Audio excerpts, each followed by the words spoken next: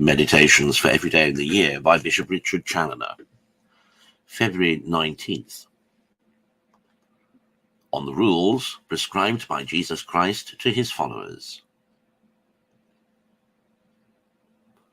Consider first the laws of the military discipline which Jesus Christ prescribes to all that desire to be soldiers. Matthew 16, verse 24. If any man will come after me, let him deny himself and take up his cross and follow me. The observance of these three articles makes a complete soldier of Christ. We must renounce ourselves, we must bear our crosses, and we must walk in the footsteps of Jesus Christ. The corruption of man by sin, the wounds that sin has left in all the faculties of the soul, the violence of our disorderly passions, and the bent of our natural inclinations to evil, infer a necessity of renouncing ourselves, of fighting against ourselves, and of hating our natural inclinations, if we hope to be happy either here or hereafter. We have not a more dangerous enemy than ourselves.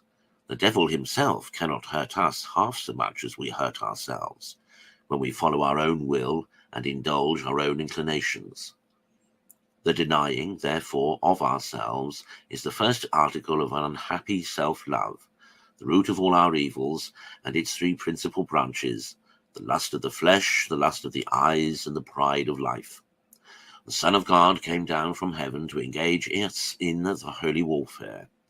The humility, the poverty, the voluntary sufferings of his birth, of his life, and of his death were all levelled against these enemies.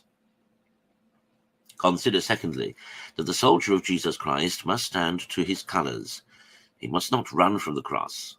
He must bear and forbear. He must endure many conflicts. He must patiently submit to and courageously go through the labours and hardships of this short campaign of his mortal life. He must not pretend to fare better than his captain and his king.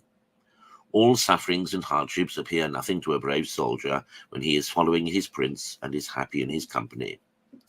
The Christian soldier then must be willing to carry his cross after Jesus Christ, who opened heaven to us by the cross and conducts his soldiers thither by the way of the cross.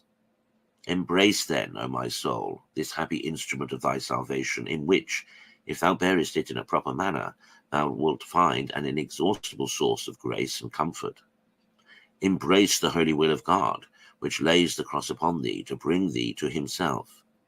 He knows what is best for thee, because he is infinitely wise, and he sends thee what he knows is for the best, because he is infinitely good, and good to thee.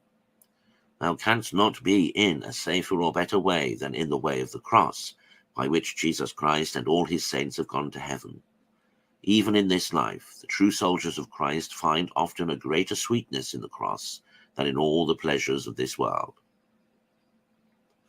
Consider thirdly, that the soldiers of Christ are all called, even as his first disciples were, to follow him. That is, to walk in his footsteps by an imitation of his life. He came down from heaven to be our teacher and our model, and it is the great duty of all that desire to belong to him to copy after this blessed original and to show forth in themselves the life of Jesus Christ, to learn of him to be meek and humble of heart, to learn of him poverty of spirit, a contempt of the honours, riches, and pleasures of this world, and a disengagement of the heart from all earthly things, to learn of him a horror of sin and an obedience even unto death, to learn of him a perpetual conformity to the will of God, and an unbounded charity to every neighbour. Such was the life of Jesus Christ, and such ought to be the life of all his soldiers. Conclude to embrace henceforward this discipline of Jesus Christ in all its parts. It is a heavenly discipline indeed, since he came down from heaven to teach it, and the observance of it is to bring us to heaven.